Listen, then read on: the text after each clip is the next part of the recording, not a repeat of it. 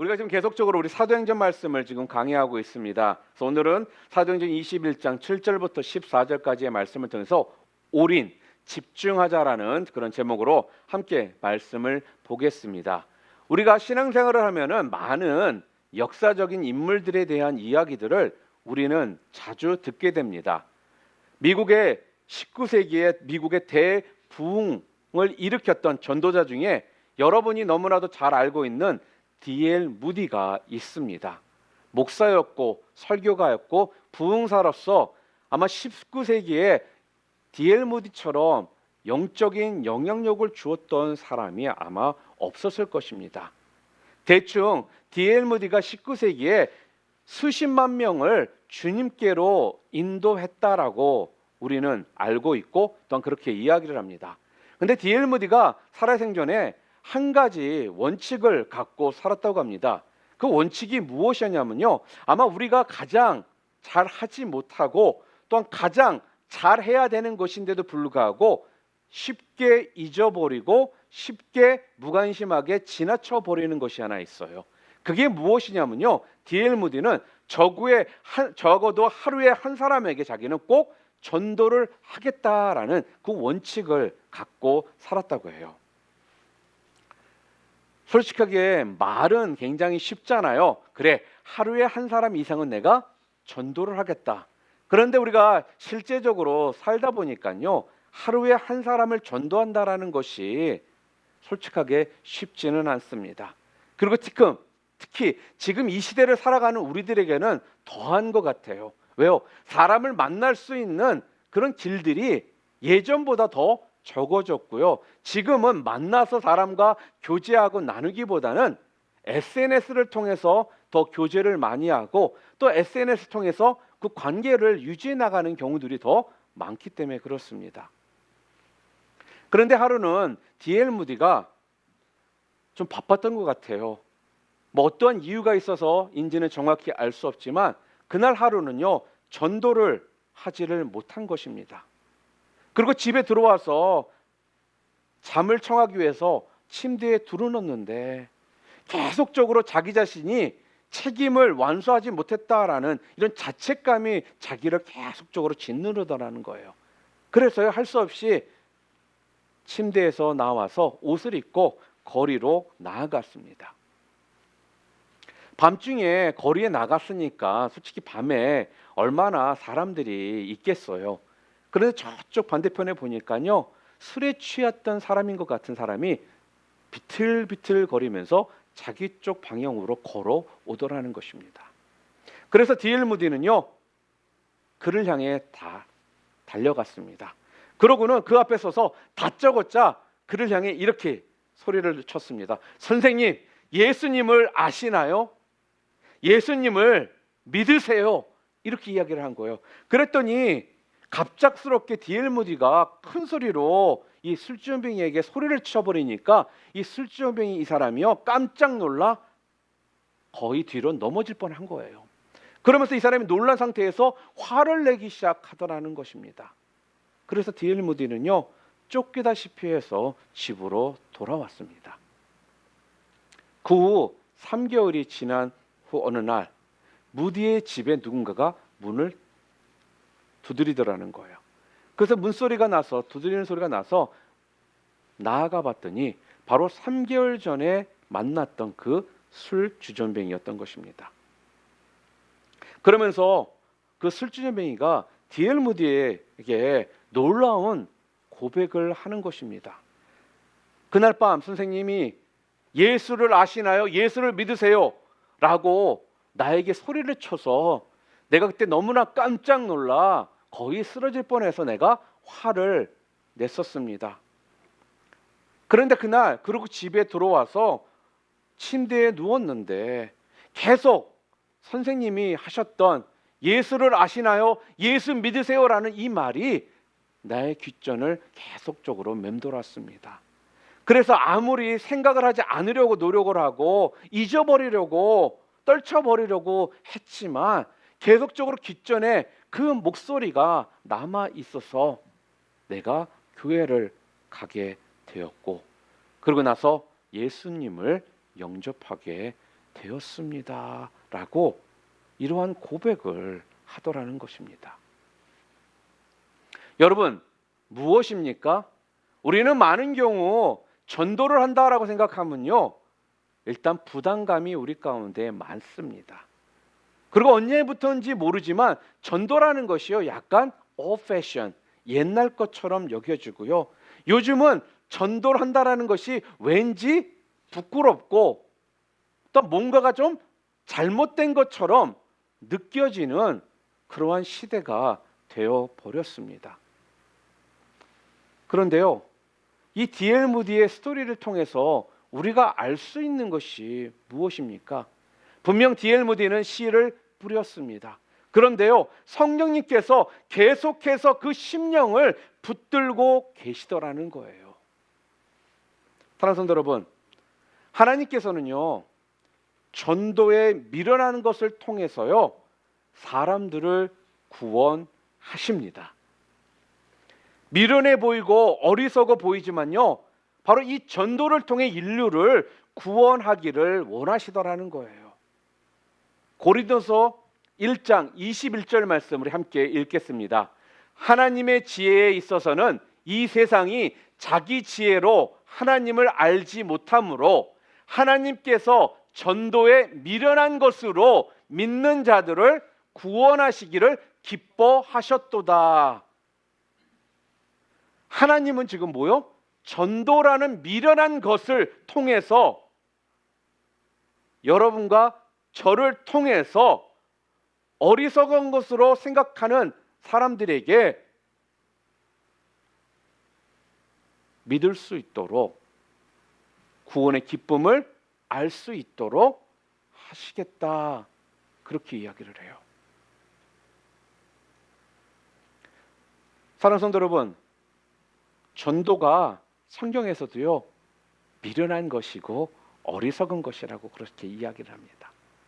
여러분들이 내심 생각했던 old fashion, 그리고 이제는 그렇게 전도해서는 안 되는 시대라고 생각하고 그냥 부담스럽고 하기 싫은 걸로 여겼던 이 전도가요, 하나님께서는요, 지금 이 시대가 이 모양 저 모양으로 빠르게 변화되고 바뀌어지고 있는 상황인데, 하나님께서는 전도라는 것을 통해서, 전도라는 미련한 것을 통해서 인류를 구원하시겠다라고 말씀을 하시더라는 것입니다.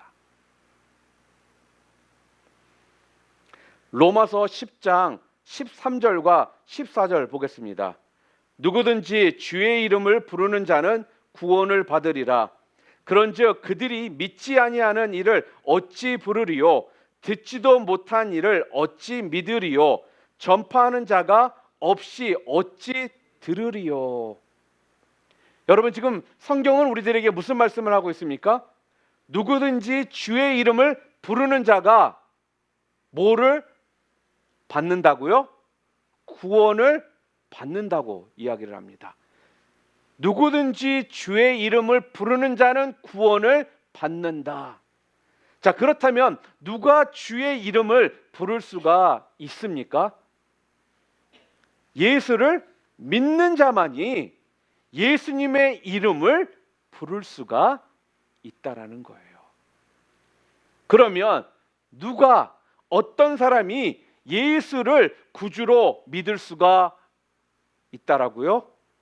예수 그리스도의 복음을 들은 자만이 믿을 수가 있습니다. 자, 그러면 어떻게 하면 예수님의 복음을 들을 수가 있을까요? 복음을 증거하는, 전도하는 사람이 있어야 복음을 들을 수가 있다라는 것입니다. 그러니까요, 여러분, 영혼 구원은요, 영혼 구원합시다라고 외치기만 해서는 안 된다라는 거예요. 영혼 구원은 결국 누구 손에 달려 있다라고요? 전도자의 전도에 달려 있다라는 거예요. 여러분이 생각하기에 미련하고 어리석고 패션 같은 거라고 여기는 바로 그 전도는요, 여러분과 제가 세상을 향해 복음을 선포할 때, 증거할 때 그들이 들을 수 있고 예수를 믿을 수 있고 예수를 믿는다라는 그때 구원을 받을 수가 있다라는 것이죠.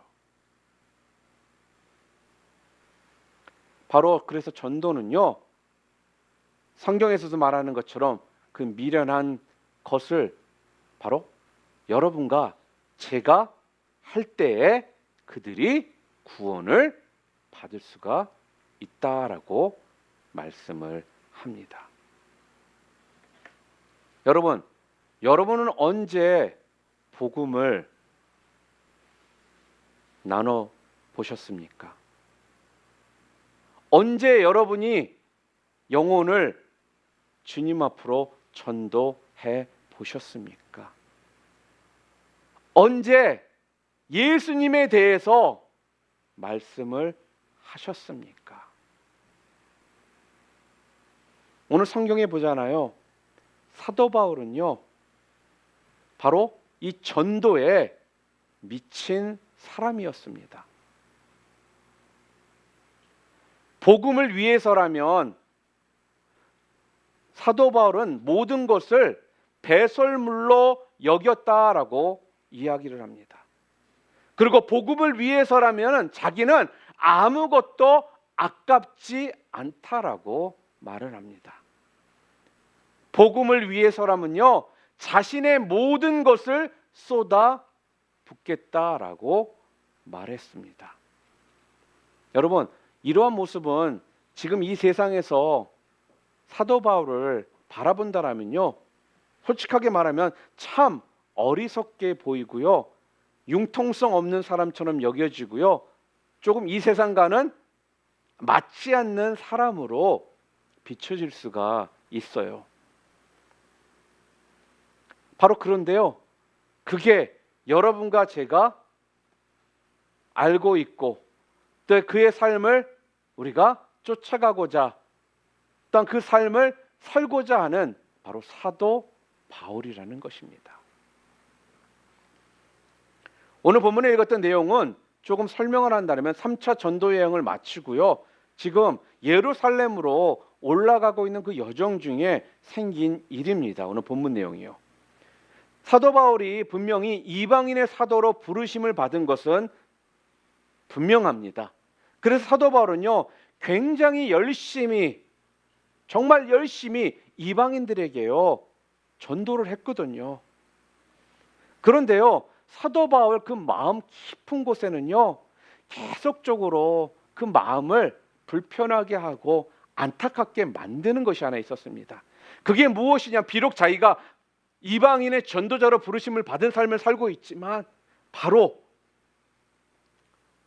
이스라엘 백성들, 자기의 친척들, 자기의 가족들, 그들 또한 자기의 동족인 그들이요, 하나님 예수 그리스도를 영접하고 영성의 복을 받기를 사도 바울은 굉장히 원했다라는 거예요. 그래서 아마도 그는요, 이 전도 여행 중에 매번 볼 때마다요, 가장 첫 번째로 그가 했던 일들이 무엇이었냐면요, 바로 유대인의 회당을 찾아가서요, 유대인들에게 항상 먼저 복음을 증거했다라는 거예요. 그런데요, 유대인들이 어떻게 반응했습니까? 그들은 예수의 복음을, 예수님을요 거절하더라는 것입니다. 거절할 뿐만 아니라 우리가 아는 것처럼요, 복음을 전하는 바울을 어떻게 했습니까? 심하게 박해했고요, 또한 쫓아다니면서 그를요 방해하고 심지어 그를 암살하려고까지 하더라는 거예요. 누가요? 바로 그 유대인들이요. 그런데 바울은 어떠합니까? 자기 동족을 향한 그 뜨거움이요 변함이 없이 여전하더라는 거예요. 여전히 자기 백성들이요 예수 믿고 구원받기를요 사도 바울은 간절히 소원을 했다라는 것입니다. 로마서 9장 1절과 3절에 보면요, 사도 바울의 그 마음을 우리가 알 수가 있습니다. 내가 그리스도 안에서 참말을 하고 거짓말을 아니하노라. 나에게 큰 근심이 있는 것과 마음에 그치지 않는 고통이 있는 것을 내 양심이 성령 안에서 나와 더불어 증언하노니 나의 형제 곧 고륙의 친척을 위하여 내 자신이 저주를 받아 그리스도에게서 끊어질지라도 원하는 바로다. 이렇게 사도 바울은 고백을 하고 있다는 겁니다. 여러분, 바울이요 지금 근심이 없을 것 같은데 지금 그에게 큰 근심이 있다라는 거예요. 마음에 그치지 않는 고통이 있대요. 자기에게는요. 그게 뭐라고요? 그것이 바로 자기 친척이요 고륙 친척인 이스라엘이 계속적으로 예수님을 거절하는 그것이라는 겁니다. 예수님을 믿고 구원을 얻어야 되는 사람들이요 계속적으로 지옥을 향해 열심히 달려가고 있는 그 모습이 큰 근심이요 자기의 마음 가운데 큰 고통이었다라는 거예요.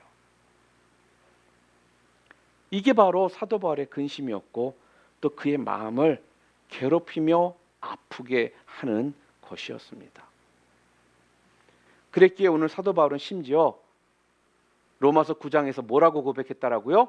뭐라고요? 3절에 만약에 내 동족이 예수 그리스도를 믿어 영생의 복만 받을 수만 있다면 나는 그리스도에게서 끊어져서 저주를 받고 지옥에 가도 나는 좋습니다.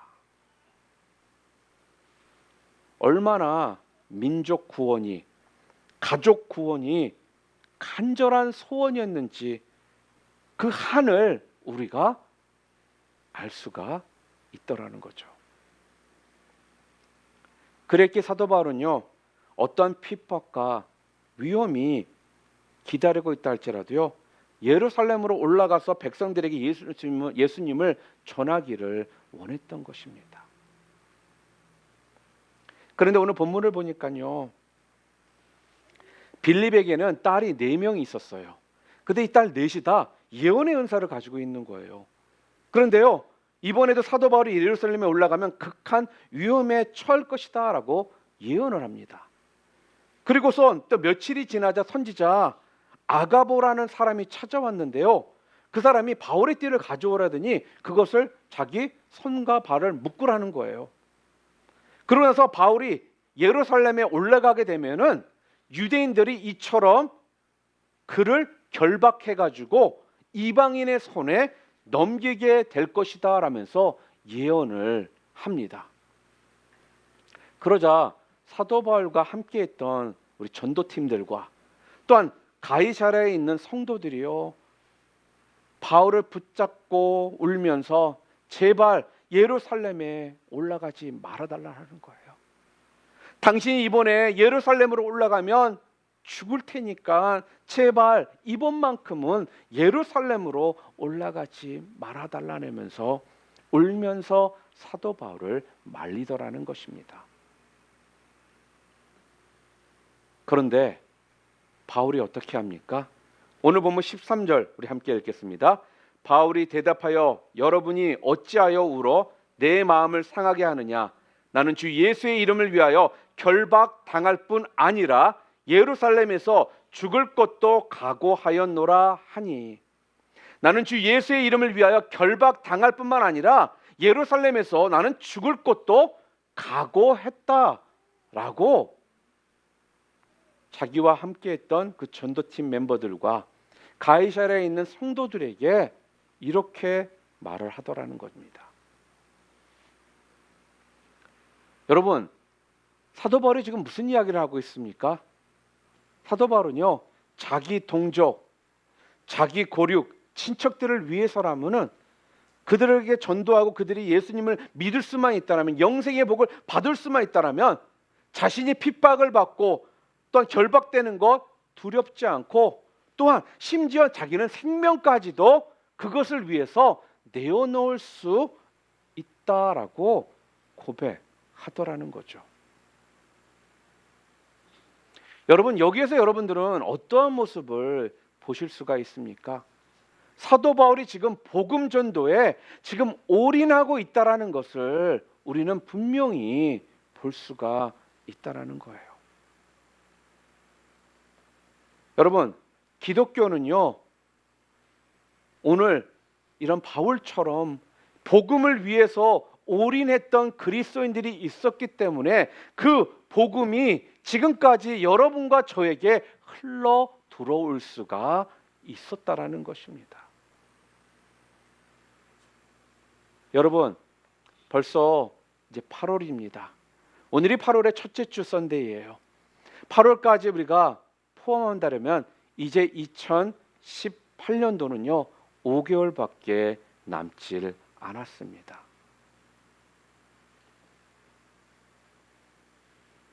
믿기는 여러분들이요, 이제 남은 지 얼마 안 남은 5개월이라는 기간 동안에 영혼 구원을 위해, 복음 전도를 위해 정말로 여러분들이 올인 집중할 수 있기를 바랍니다.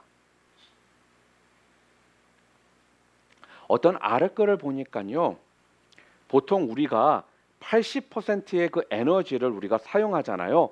그럼 100개 정도를 만들어낼 수가 있다고 합니다. 그런데요, 우리가 5%만 더 집중해서 하잖아요. 그럼 몇 개를 우리가 만들어낼 수 있을까요? 저는 깜짝 놀랐어요. 300개를 만들어낼 수가 있다고 합니다. 80%를 통해 100개를 만들어낼 수 있었는데 거기에 5%만 좀 더 집중해서 한다라면 100개가 아닌 105개가 아닌 300개를 만들어낼 수가 있다라는 거예요. 그러니까요, 올인 집중하자라고 해서요, 지금 여러분들에게 많은 것을 요구하는 것이 아니라 지금까지 여러분들이 쏟아 놓았던 그 에너지에 5%만 더 영혼 구원에 집중해 달라라는 말씀입니다. 사실 이 올인한다라는 건요, 사도 바울이 먼저 했던 것이 아닙니다. 예수님께서 먼저 우리들에게요, 우리의 구원을 위해서 올인을 해 주셨거든요. 예수님은 우리를 구원하기 위해서요, 모든 것들을 다 걸으셨습니다. 하늘의 모든 영광을 다 버리셨고요, 또한 인간의 몸을 입고 이 세상에 오셨고요, 세상의 모든 고통을 다 당하셨고요, 십자가에서 온갖 저주와 욕설과 핍박을 다 받으셨다라는 거예요. 그리고 생명까지도 우리를 위해, 우리의 구원을 위해 버리셨다라는 겁니다. 그리고요, 마지막 피 한 방울까지, 살 한 조각까지 다 우리를 위해 주셨습니다. 예수님은 오늘 우리를 구원하시고 우리들에게 영생의 복을 주시기 위해서요, 우리들에게 모든 것을 올인하셨던 분이시라는 거예요. 그렇기 때문에 여러분과 저도요, 전도에 올인해야 하는 것입니다. 전도에 우리의 마음과 뜻과 시간과 물질을 집중할 수 있어야 하는 것입니다. 여러분, 우리들 가운데 처음부터 기쁜 마음으로 교회에 나오신 분들도 있습니다. 그리고 또한 억지로 끌려서 교회에 나오신 분들도 있어요. 또한 여러분 가운데는 분명 그냥 인사차 나왔다가 계속 나오고 계시는 분들도 있어요. 오늘 우리도 마찬가지입니다. 이렇게 내 영혼 구원을 위해서 올인하는 사람들 때문에 지금 여러분과 제가 예수를 믿고 구원받았고 영생의 복을 우리가 받았다라는 사실입니다. 그렇기 때문에 이제는 여러분과 저의 차례라는 거예요. 여러분이 올인함으로써 지금 지옥을 향해 열심히 달려가고 있는 그런 사람들을요, 우리가 막아줘야 한다라는 거예요. 그들이 구원을 받을 수 있도록 우리가 붙잡아 주어야 한다라는 말씀입니다. 여러분, 우리가 쉽게 이렇게 이야기합니다. 영생의 복을 받은 그리스도인이다. 믿으십니까? 그런데 영생의 복을 받은 그리스도인이라고 하면서 예수님을 전하지 않는다라는 거, 이건 솔직하게 말하면요, 위선이라는 것입니다. 나는 분명 예수 그리스도를 구주로 영접해서 영생의 복을 받은 자, 천국을 갈 수 있는 자라고 그렇게 이야기를 하면서 전도를 하지 않는다라는 거, 이거는 곧 위선이라는 거예요. 어떤 회사가 있었습니다. 아주 훌륭한 휴게실도 있고 매점도 있고 그런 회사였어요. 하루는 회사원들이 점심을 먹고 그 휴게실에 모여서 열띤 토론을 벌이게 되었습니다. 근데 그 열띤 토론의 주제가 뭐였냐면요, 기독교와 위선이라는 주제였어요. 그러자 한 청년이요, 아주 강력하게 기독교인들은 다 위선자라고 그러면서 아주 신랄하게 공격을 하는 거예요. 그런데 거기에 아주 예수를 잘 믿었던 신자인 한 청년이 있었는데요, 그가 거기에 있다가 도대체 더 이상 못 들어주겠는 거예요. 모든 기독교인들을 다 위선자라고 자꾸 얘기하니까 이제 좀 화가 난 겁니다. 그래서 벌떡 일어나서 이렇게 이야기를 합니다. 여러분, 기독교 신자들이 다 위선자인 것처럼 말을 하는데요, 맞습니다. 물론 교회에 그렇게 위선자들도 분명 있다라는 것 저 또한 인정을 합니다. 그런데요, 예수 믿는 사람들은 대부분 성실하고 진실합니다. 저도 여기 이 회사에서 5년간 일을 하고 있지만 저는 위선자라고 욕을 먹을 짓을 하며 살지를 않았습니다. 그렇게 이야기를 했습니다. 그러자 기독교를 위선자라고 공격하던 그 청년이 딱 앞으로 나오더니요, 그럼 내가 몇 가지 질문을 할 테니까 한번 답을 해보시기를 바랍니다. 그러면서 이렇게 묻는 거예요. 자, 그러면 당신은 성경이 정말로 하나님의 말씀이라고 믿습니까? 그러자 예수 믿는 청년이 네, 저는 성경을 하나님의 말씀이라고 저는 믿습니다. 그렇게 대답을 했습니다. 자, 그러면 성경에는 그리스도를 믿지 않는 사람들은 모두 어둠의 자식이요, 또한 지옥에 간다라고 말씀하고 있다고 그러는데 그 말이 사실입니까? 그러자 예수 믿는 청년이 네, 성경에 분명 그렇게 말씀하고 있습니다. 그러자 그 청년이 또다시 이렇게 묻습니다.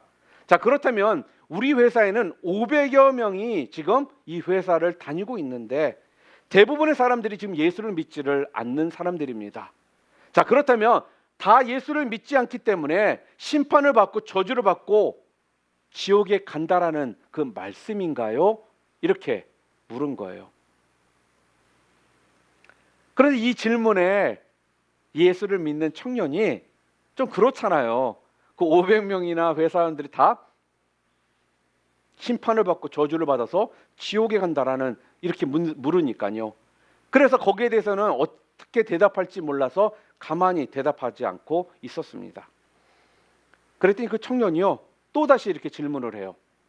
자, 그렇다면 당신은 이 회사에서 5년간 근무를 했다는데 직장 동료들이 다 저주를 받고 지옥에 가는데 그렇다면 그들을 위해서 얼마나 기도를 했으며 또한 얼마나 그들의 구원을 위해서 전도를 했습니까?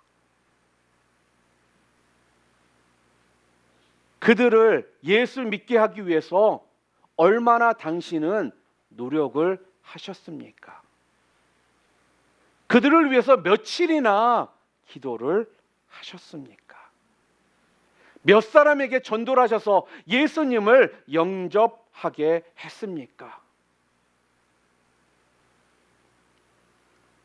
혹시 당신만 예수 믿고 영생의 복을 받았다면 혹시 다라고 생각하고 있지는 않으신가요?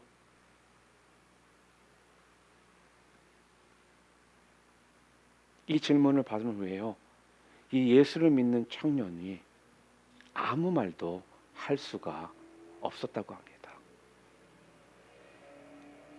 그리고 이때 문득 깨닫게 되었다고 해요. 아, 맞다. 정말이구나. 내가 바로 그 위선자였구나. 내가 바로 위선자 맞구나. 그때서야 깨닫게 되었다고 합니다. 그는요, 회사에서 굉장히 성실했던 사람이었습니다. 그리고 또 자기의 경건을 위해서요, 기도도 열심히 했었고요. 또한 자기와 가까운 사람들의 행복을 위해서는 기도를 한 적이 있지만, 자기와 함께 일하는 수많은 믿지 않는 사람들을 위해서는 한 번도 심각하게 기도를 하지 않았던, 바로 자기의 그 위선을 깨닫게 되었다라는 거죠. 그래서 그 청년은요, 정중하게 자기가 위선자였음을 시인하고 용서를 구했습니다.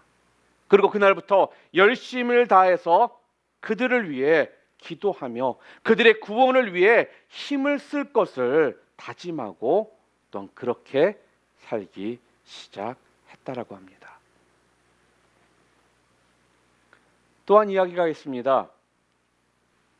초등학교 5학년 학생이요, 어느 날 갑작스럽게 음식에 입도 되질 않더래요.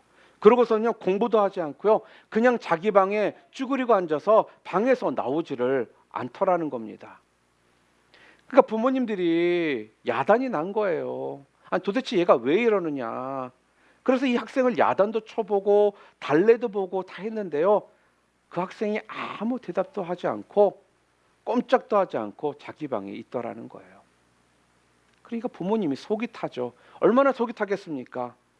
그래서 무슨 일인지 좀 알아보기 위해서 별의별 방법을 다 써봤지만 아무 소용이 없었습니다. 그러다 며칠이 지난 후에 그 학생이 부모님 앞으로 옵니다.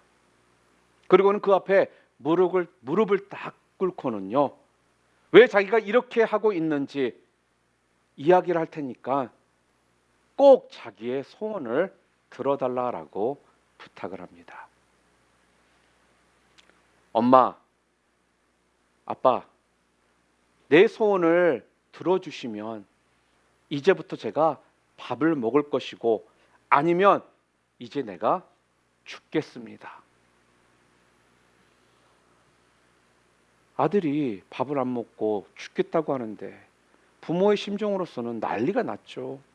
그래서 뭐든지 네 소원 다 들어줄 테니까 제발 밥 좀 먹자, 그렇게 이야기를 한 거예요. 그래서 소원을 들어줄 테니 밥을 먹자라고 그렇게 이야기를 하고 나서 이 아들이, 아빠 엄마, 저는 아빠 엄마를 너무나도 사랑해요.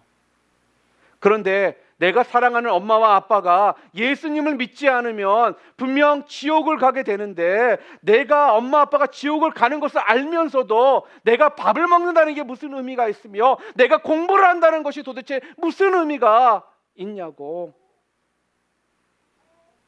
그렇게 이야기를 하면서, 엄마 아빠 예수님을 믿고 천국 가세요. 안 그러면 저 밥 안 먹을래요. 초등학생이라 참 이렇게 했다라고 생각하면서 우리가 웃음도 나오고 어떻게 보면 좀 약간 철딱선이 없다라고 느껴질 수도 있습니다. 조금은 좀 황당하다라고, 어이없다라고 여러분들이 생각하실 수는 있지만, 이 아이의 입장에서는요, 부모님을 전도하기 위해서요, 이 아이는 지금 올인했다라는 거예요.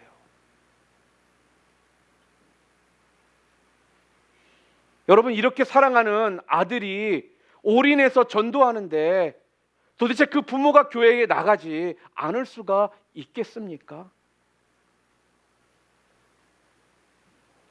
지난주에 오렌지 카운티 우리 남가주 침례교회 패스 수련회가 있었습니다. 그 수련회에서 목사님들과 함께 다들 앉아가지고, 사모님들과 함께 앉아가지고 이것저것 같이 좀 나누면서 뭐 간증도 얘기하고 또 은혜 받았던 것들도 얘기하는 가운데 한 목사님이 이러한 이야기를 하더라고요. 자기 부모님을 전도했던 이야기를 하시는 거예요. 그 목사님이 열심히 신앙생활하고 믿음 가운데 막 자라나는 시기였다고 합니다. 근데 고등학교 학생이었대요. 그런데 자기는 이렇게 예수님을 영접해서 구원의 확신도 있고 천국에 가는 것이 분명한데, 자기 부모님들은 예수님을 믿지 않고 저렇게 살고 계시니까 지금 지옥의 길로 열심히 달려가고 있는 그 부모님을 생각하니까 너무나도 참을 수가 없더래요. 그래서 부모님에게 같이 교회 가자 그렇게 얘기해도 부모님이 꼼짝도 안 하시더라는 겁니다. 그래서 하루는 결단을 했대요. 집에다가 노트를 하나 써놓고 나옵니다. 아버지 어머니, 교회를 저와 함께 가지 않으셔서 저는 집을 나가겠습니다. 가출을 한 거예요. 애도 아닌데. 근데 가출을 했지만 어디 갈 데가 있겠어요? 결국 간 곳이 교회입니다. 교회에서 있다 보니까 교회에 집사님이나 누가 알게 된 거죠. 그래서 그 집에 전화를 한 거예요. 아들이 지금 교회에서 먹고 자고 있다고. 그러면서 얼마 있다가 그 부모님이 교회로 연락을 합니다. 그래, 네가 그렇게 가출까지 하면서 믿는 그 예수 나도 한번 믿어볼 테니까 이번 주에 교회 함께 갈 테니까 이젠 집에 들어와라. 그래서 그 약속을 받고요, 집에 들어갔다고 합니다. 그런데요, 부모님이요 정말로 그 목사님과 했던 약속대로 팔로잉 위크에 함께 교회를 가시고요, 그 후에 예수님을 영접하셨다라는 거예요. 여러분, 우리는 가끔씩요 이래서 할 수 없고 저래서 할 수 없고 내 상황이 되지 않기 때문에, 시간이 되지 않기 때문에, 내가 물질이 없기 때문에, 내가 학생이기 때문에, 내가 아직 젊기 때문에 우리는 이런저런 이유로요 분명 하나님께서 우리들을 통해서 원하시는 증인의 삶, 내가 알고 있고 듣고 있고 깨달았던 것을 가감없이 전해야 됨에도 불구하고요 그 증인의 삶을 사는데 우리는 소홀히 하고 있다라는 것입니다. 분명 성경은요 우리들에게요 전도라는 그 미래라는 것을 통해서요 하나님께서는 영원 구원을 하시겠다라고 분명 말씀하셨습니다. 여러분과 제가요 이제는 영원 구원을 위해 올인해야 할 때라는 것입니다. 그래서 오늘 저는요 여러분들에게요 도대체 어떻게 전도를 할 것인가 그 말씀을 드리고 오늘 말씀을 정리하려고 합니다. 첫 번째로요 여러분, 말로만 전도하고 생각으로만 전도 해가지고는요 절대로 꾸준하게 유지가 되지를 않습니다. 그래서 우리가 먼저 해야 될 것이 무엇이냐면요 도대체 나에게 허락하신 전도 대상자가 누구인지를 작정하셔야 된다는 거예요. 머리로만 생각하고 있으면 안 되고요 직접 여러분들이 노트나 이런 데에 전도 대상자들을 직접 작정하시기를 바랍니다. 이제까지 전도하고자 하는 마음이 있었어요. 부담감을 주셨던 어떤 영혼들이 있잖아요. 그러면 그 사람들을 최우선적으로 생각하셔서 여러분들이 전도 대상자 명단에 올려놓으시기를 바랍니다. 여러분 이제부터는요 목장 모임할 때 한 주간 여러분들 좀 생각하시고 기도하시고요 다음 주에 모이실 때는 여러분들이 작성하신 전도 대상자 명단을요 함께 나눠주시기를 바랍니다. 그러면 그 전도 대상자 명단을 가지고 새벽에 수요 중보기도 때, 리더 모임 때, 목장 모임 때, 매 순간 모임 때마다 먼저 대상자들을 놓고 기도하려고 합니다. 그렇기 때문에 먼저 가까운 주위 분들, 가족들, 친척들, 친구들, 이웃들, 코워커, 가끔씩 스쳐 지나가고 있는 어떤 사람들이 있다면요 그들을 여러분의 전도 대상자 작성 목록에 적으시기를 바랍니다. 근데 혹시 이 중에 저는 평생 크리스천으로 살아서 또 저는 이래서 저는 저래서 제 주변에는 안 믿는 사람이 없어요 라고 하시는 분들이 혹시 계시다면요 여러분 오늘부터 하나님께요 간절히 기도하시기를 바랍니다. 전도 대상자들을 구할 수 있도록 전도 대상자들을 보내달라고 기도하시기를 바랍니다. 그러면요 분명 하나님께서는 여러분들에게 영감을 주실 것이고요 또한 그런 자들을요 여러분께 분명 인도해 주신다라는 거예요. 왜요? 하나님께서는 이 미련한 전도를 통해 영원 구원을 하시겠다라는 것이 하나님의 뜻이기 때문에 그렇다라는 것입니다. 또한 두 번째로요, 전도 대상자들을 작정하셨잖아요. 그러면 이제부터는 전도하셔야죠. 작정만 하고 끝나면 안 되죠. 전도 대상자들을 이제 전도하셔야 된다라는 거예요. 어떻게요? 먼저 기도로 하시기를 바랍니다. 하루에 여러분 식사 3번 하시죠? 뭐 2번 하시는 분들도 있어요. 그럼 2번 하세요. 식사하실 때마다 기도하시잖아요, 최소한.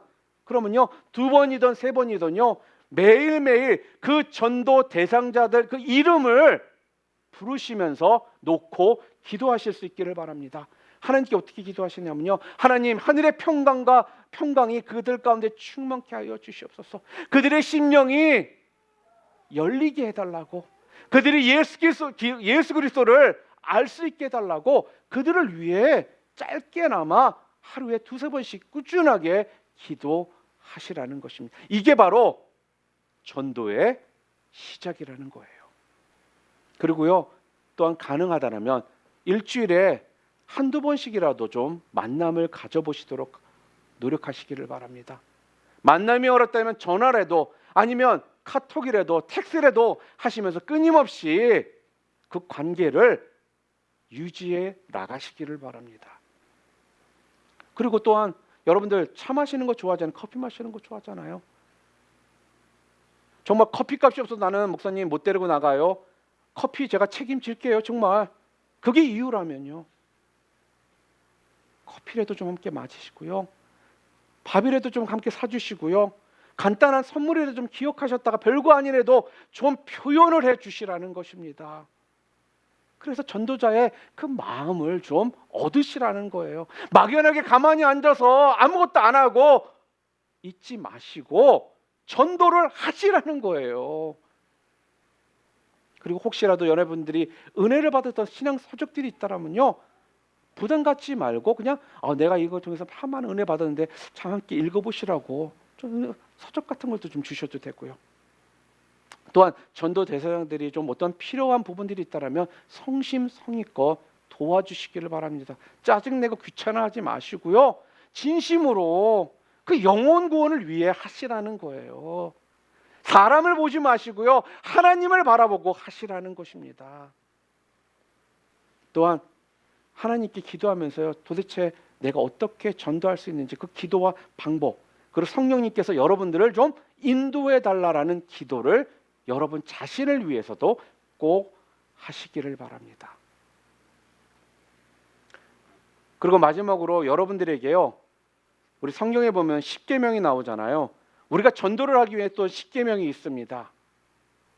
이 10가지를 좀 기억하시면서 여러분들이 전도를 하실 수 있었으면 좋겠어요. 첫 번째, 분명하게 기도 시간을 정하셔야 된다는 거예요. 그리고 전도 대상자들을 위해서 기도하시라는 거예요. 그래서 제가 아까 말씀드렸죠, 식사하실 때 전도 대상자를 위해서 기도하시고 분명한 시간에, 그 소리는 뭐냐, 꾸준하게 하시라는 겁니다. 하루는 했다가 또 한 달간 잊어버리고 있다가, 이게 아니라 꾸준하게 시간을 정하고 전도 대상자들을 위해서 기도하시기를 바랍니다. 두 번째, 항상 부드러운 미소로 친절하게 대하세요. 오해받지 않게. 분명 여러분은 전도한다는데 인상 쓰고 불친절한 모습으로 하면은 아무도 마음의 문이 안 열려요. 항상 미소로 웃으며 친절하게 대해 주시기를 바랍니다. 전도 쉽게 세 번째, 진실한 태도로 자연스럽게 이야기하라는 거예요. 진실함이 서로 느껴질 수 있도록. 네 번째, 전도한다고 자꾸 신뢰가 되지 않도록, 매사에 신뢰가 되지 않도록 조심하시기를 바랍니다. 그러니까 예의를 좀 갖춰주시라는 거예요. 다섯 번째, 거부당하더라도요, 여러분 좋은 인상을 남기시기를 바랍니다. 저 인간 이제부터 땡이야, 이러지 마시고요. 여섯 번째, 대화는 부드럽게 하고요, 논쟁은 하지 마시기를 바랍니다.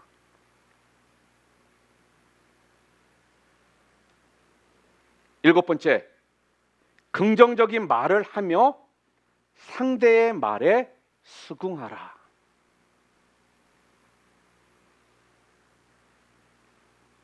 8번째, 칭찬을 아끼지 말라. 9번째, 말보다 사랑의 행동으로 상대를 설득하라.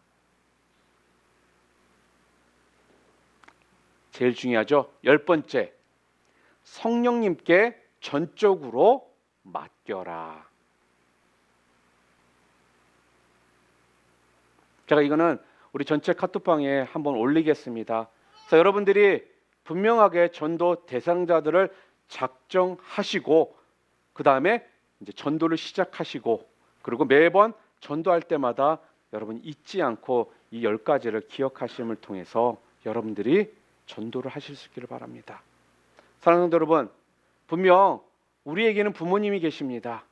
그리고 또한 결혼하신 분들은 자녀들이 있을 것이고요. 또한 분명 형제 자매들이 우리에게 있습니다. 그리고 우리에게는 끊임없이 이웃들이 우리에게 있습니다. 또한 친구들이 있습니다. 그리고 바로 옆집에 사는 이웃들도 분명히 있을 것이고요. 또한 회사의 동료들, 많은 이 나라의 백성들이요, 지금 예수 그리스도를 듣지 않았기 때문에 전도자인 여러분과 제가 증인의 삶을 살지 않았기 때문에 지금 이들이 지옥을 향해 가고 있다라는 사실. 여러분, 이 사람들을 여러분들은 그냥 내버려 두기를 원하십니까? 이제는요, 정말 전도에 올인을 할 때입니다. 전하는 곳에는요, 분명 하나님께서 놀라운 생명의 그 기적들을요, 일으켜 주실 거라는 거예요. 전도를 통해서요, 분명한 하나님의 뜻이 이루어질 것이고요. 전도를 통해서 하나님께 영광을 우리가 분명 올려드릴 수가 있을 것이라는 겁니다. 사랑하는 성도 여러분, 전도는요, 하나님이 기뻐하시는 일이십니다. 전도는요, 예수님께서 이 땅에 오신 이유라는 것입니다. 전도는요, old fashion, 이제는 안 해도 되는 것이 아니라 이제는 슬쩍슬쩍 잊고 지나가야 되는 것이 아니라 주님의 그 말씀처럼 하나님께서는 바로 이 전도라는 이 미련한 것을 통해서 계속적으로 영혼을 구원하시겠다라는 말씀입니다. 그 일에 여러분과 제가 부르심을 받은 사람들입니다. 이 부르심에 온전히 순종하셔서 하나님의 뜻을 이루며 하나님의 마음을 기쁘게 해드리는, 또 우리 하나님 아버지께 영광을 올려드리는 그런 주님의 귀한 백성들 모두 되시기를 주님의 이름으로 축복합니다.